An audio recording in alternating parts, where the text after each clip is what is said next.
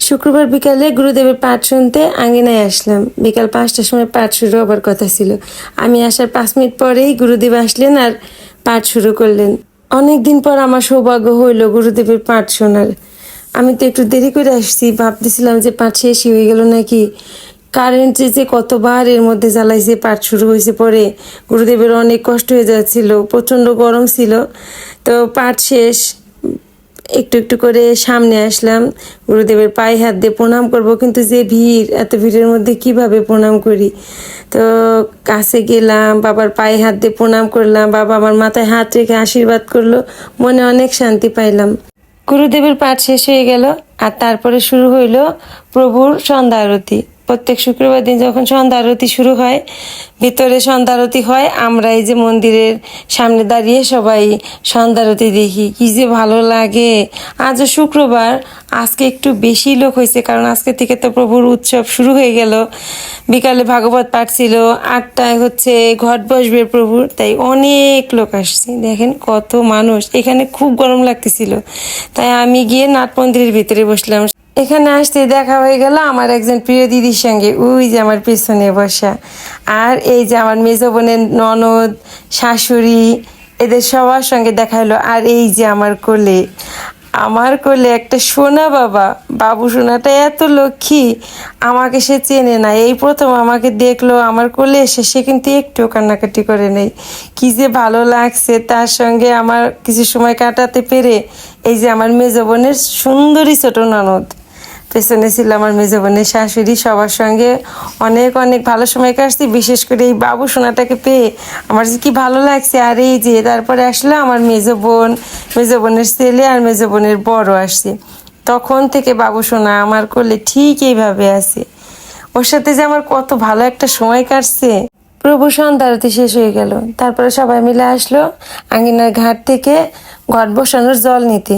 প্রত্যেক বছর এই যে যেদিন ঘট বসে, সন্ধ্যাবেলা আঙ্গিনায় আসি, ঘট বসে, তারপরে সবার জন্য প্রসাদের ব্যবস্থা থাকে, আমরা প্রসাদ খাই, তারপরে বাসায় যাই। একটা বছরের অপেক্ষা শুরু হয়ে গেল আমাদের ফরিদপুরবাসীর প্রাণের উৎসব আজকে থেকে। কত দূর দূরান্ত থেকে ভক্তবৃন্দরা আসবে, বাংলাদেশের 64 জেলার থেকেই কিন্তু ভক্তবৃন্দরা এখানে আসে। প্রত্যেক দিন লাখো লাখো ভক্তবৃন্দের আগমন হয় এখানে। এখানে যে যখন যে সময় আসে সবার জন্য প্রসাদের ব্যবস্থা আছে। এখানে থাকা খাওয়ার অনেক সুন্দর ব্যবস্থাপনা আছে। এই কয়টা দিন যে কত ভালো লাগে, আমার মন চায় না আমি বাসায় আসি। আমার ইচ্ছা করে এই কয়টা দিন আমি ওই আঙ্গিনায় থাকি। যে কয়টা দিন উৎসব চলে আমি কিন্তু প্রত্যেক দিনই আঙ্গিনায় আসি। বছরে তো মাত্র এই কয়টা দিনই উৎসব চলে। এই কয়দিন আমি প্রত্যেক দিন সন্ধ্যাবেলা আঙ্গিনায় চলে আসি। এসে নাট মন্দিরের ভিতরে বসে 2 ঘন্টা 2.5 ঘন্টা যতক্ষণ ভালো লাগে নিরিবিলি বসে কীর্তন শুনি, তারপরে বাসায় যাই। যদিও প্রথম কয়েকদিন বেশিরভাগই হচ্ছে আমি নাট মন্দিরের ভিতরে বসে কীর্তন শুনতে পারি। শেষের দিকে যে ভিতরে বসতে পারি না, আমার বোনেরা আসে, তখন আর ওরা আমাকে ভিতরে থাকতে দেয় না, তখন ওদের সঙ্গে বাইরে মাঠে বসতে হয়। এই যে দেখুন প্রভুর খুদে ভক্তদের মনে আজ কত আনন্দ। আজকে থেকে উৎসব শুরু প্রভুর। চলছে ঘট বসানোর সমস্ত নিয়ম কানুন।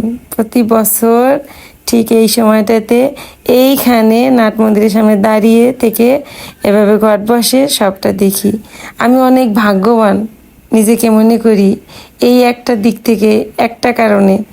কারণ এই যে ফরিদপুর শহরে প্রভুর এত বড় উৎসব হয়, এত বড় আশ্রম প্রভুর এখানে। আর এই ফরিদপুরেই আমার জন্মস্থান, ফরিদপুরে আমি বড় হয়েছি, ফরিদপুরে আমার বাবার বাড়ি, শ্বশুর বাড়ি। আমার যদি শ্বশুর বাড়ি দূরে কোথাও হইতো, আমি তো প্রত্যেক বছর প্রভুর এই উৎসবে আসতে পারতাম না। যেমন আমার সব বোনেরা তো প্রতি বছর আসতে পারে না। এবছর আমার সেজ বোনটার খুব ইচ্ছা ছিল প্রভুর উৎসবে আসবে, উৎসবের সময় থাকবে, কিন্তু দেখেন তার তো হইল না। সে তো প্রতি বছর চাইলেও আসতে পারে না। তো এদিক দিয়ে আমি আসলেই অনেক ভাগ্যবান যে প্রত্যেক বছর এই যে এই প্রাণের উৎসবটা মন ভরে উপভোগ করতে পারি। কত যে ভালো লাগে এই কয়টা দিন, কি যে শান্তি লাগে। আমার বাসাটা আগে একদম আঙ্গিনার কাছেই ছিল, এখন তো একটু দূরে চলে আসছি। যে কয়টা দিন আঙ্গিনায় উৎসব চলতো, সারাক্ষণ ওই যে প্রভুর নাম কানে আসতো, কৃষ্ণ নাম কানে আসতো, লোকজন হইচই, কি যে ভালো লাগতো। এখন তো দূরে আসছি, এখন আঙ্গিনায় গেলে ওইটা উপভোগ করতে পারি। তো প্রতিদিনই যাই। প্রভুর ঘট বসানোর যত নিয়ম কানুন আছে সব এখানে চলতেছে। অনেক লোক ছিলাম আমরা, বাইরে সবাই দাঁড়ানো আছে। এখানে এক এক করে প্রত্যেকটা ঘট বসানো হচ্ছে। আগামীকাল সকালবেলা অভিষেক হবে, কিন্তু ওইটার ভাগ্যে হয় না, কখনোই হয় না, কোনো বছরই হয় না। কারণ সকালবেলা সংসারের কাজকর্ম ফেলে আসা হয় না। সন্ধ্যাবেলায় যে ঘরটা বসে এটা দেখতে আসি প্রত্যেক বছরই। অভিষেক একবারও দেখা হয় না। এবছর ইচ্ছা ছিল যে যাব, কিন্তু যাওয়াটা হবে না। তো ঘট বসানো শেষ হইলো, প্রভুকে শয়ন দিয়ে দিল। এখন আমরা চলে যাব যে যার বাসায়। প্রচণ্ড গরম তো, তাই খিচুড়ি প্রসাদের ওইখানে গেলাম না, এত গরম। প্রতি বছর কিন্তু রাতের বেলা খিচুড়ি প্রসাদ খেয়ে বাসায় আসি। আজকে খেলাম না। এই যে আমার মেজো বোনের বর। আর শেষে যখন আমি মন্দির থেকে বের হয়ে আসবো, তখন আমার ছেলেদের বাবা আসছে। সে হচ্ছে এই যে সে এখন আসলো। দোকান ছিল তার, দোকান বন্ধ করে এখন আসছে। তো এবার কিন্তু আমাদের শ্রীঅঙ্গনের আলোকসজ্জাটা অনেক সুন্দর হয়েছে। গেটে ঢুকতেই এত সুন্দর হয়েছে, আপনারা কিন্তু অবশ্যই আসবেন।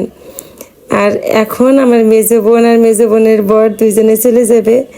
এরা ছিল, আমরা বেশ অনেক সময় থাকলাম একসঙ্গে।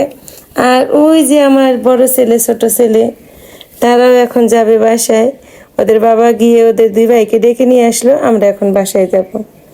তো আজকের মতো ভিডিওটা এ পর্যন্তই। আপনারা আমাদের শ্রীঅঙ্গনে সবাই আসবেন, আসলে অনেক অনেক ভালো লাগবে। আসবেন, আপনাদের সবার সঙ্গে দেখা হবে, কথা হবে। যারা আমাকে দেখে চিনতে পারবেন অবশ্যই কিন্তু সামনে এসে পরিচয় দিয়ে কথা বলবেন।